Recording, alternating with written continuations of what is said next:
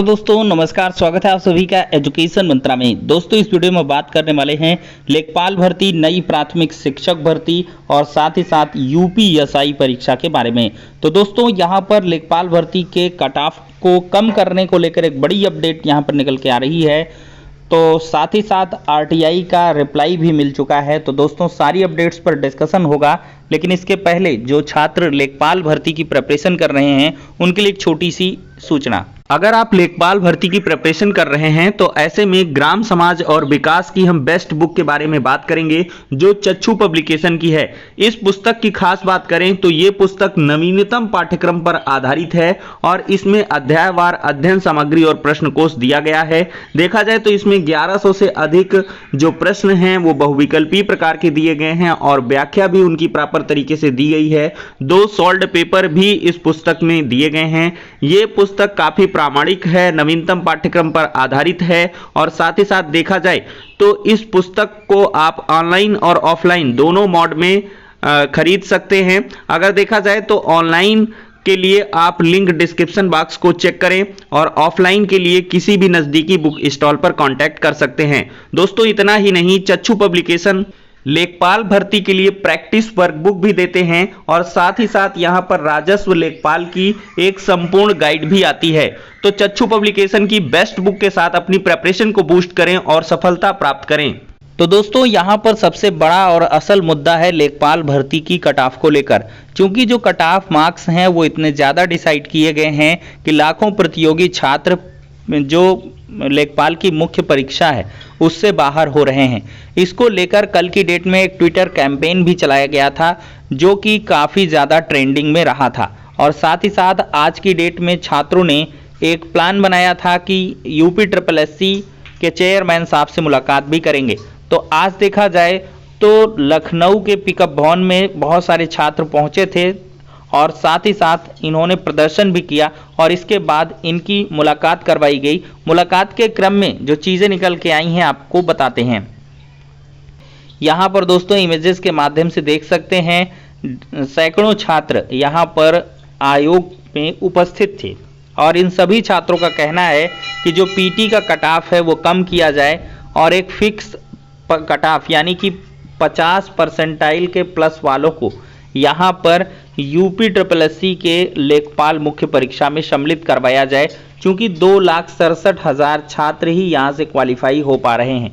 तो ऐसे में चेयरमैन साहब की तरफ से रिप्लाई किया गया कि अगली जो बैठक होगी, ज्ञापन ले लिया गया है और अगली बैठक के लिए आश्वासन दिया गया है कि जो अगली बैठक होगी तो उसमें कट ऑफ कम करने जैसे मुद्दों को रखा जाएगा।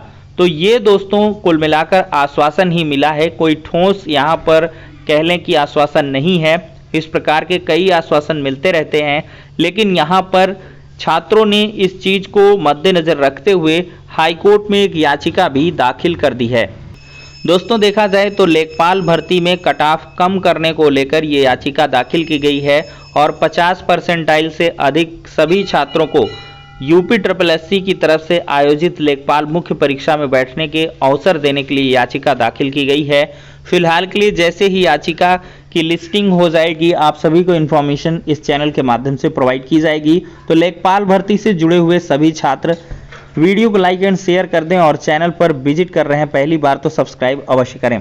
तो दोस्तों अब हम बात करने वाले हैं नई प्राथमिक शिक्षक भर्ती के बारे में। दोस्तों देखा जाए तो नई प्राथमिक शिक्षक भर्ती को लेकर बहुत सारी आरटीआई डाली गई थी। आरटीआई का मतलब राइट टू इन्फॉर्मेशन।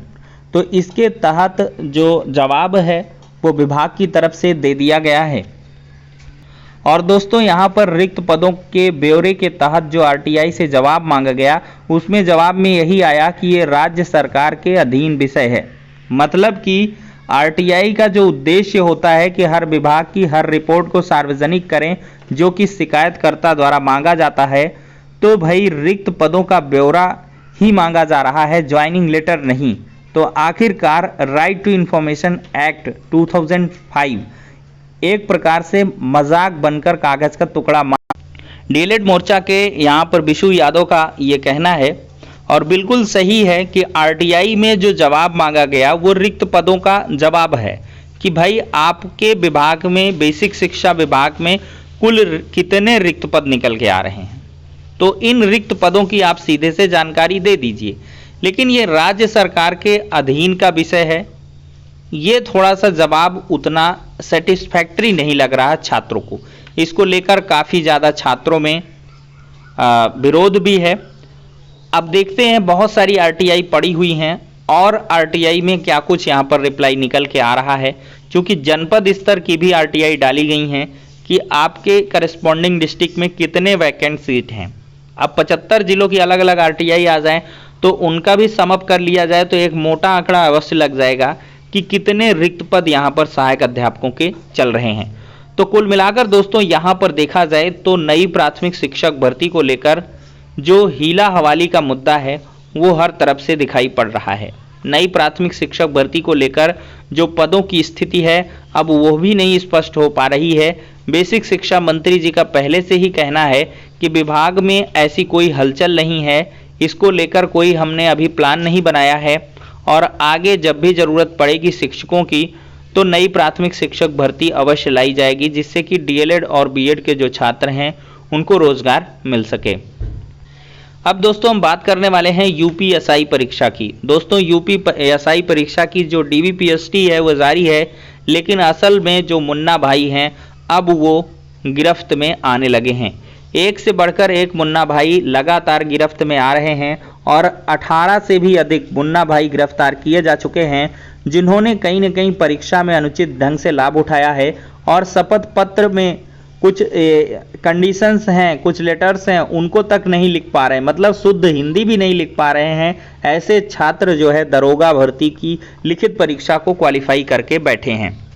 तो ऐसे में देखा जाए दोस्तों तो यह एक बहुत ही बड़ा गंभीर विषय है और आज इसको लेकर एक ट्विटर अभियान भी चलाया गया।